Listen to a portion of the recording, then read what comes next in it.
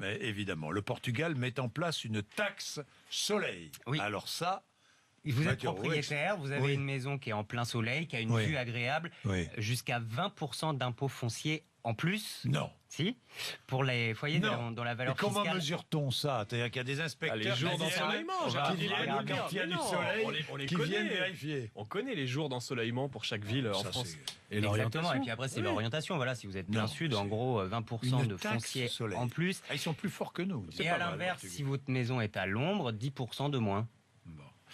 En Italie, la fidélité ne fait plus partie des obligations du mariage, Pauline Baduel. Une proposition de loi est étudiée en ce moment par le Sénat. L'idée, c'est que le mot fidélité va disparaître des contrats de mariage prévus par le Code civil italien.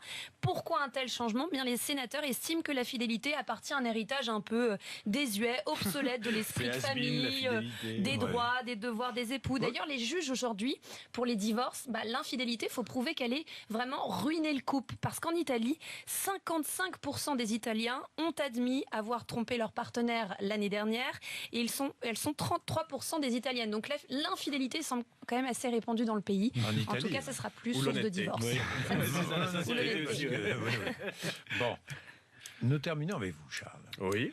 Elle a acheté son sapin de Noël, elle est heureuse, elle commence à l'installer, et voilà qu'elle découvre un serpent tigre dans son sapin. Elle s'appelle Cheryl, ça se passe en Australie, et donc oui, dimanche après-midi, elle se dit tiens, il y a une guirlande qui bouge.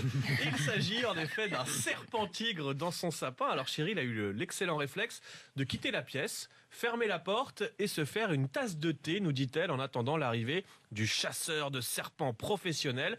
Elle a bien fait parce qu'une morsure de serpent tigre Oui. peut être mortelle. Oui, un serpentier. Vous avez vu l'image? On dirait Oui. une guirlande. Hein. Ah oui, Ouais, elle a- franchement, Cheryl a l'œil.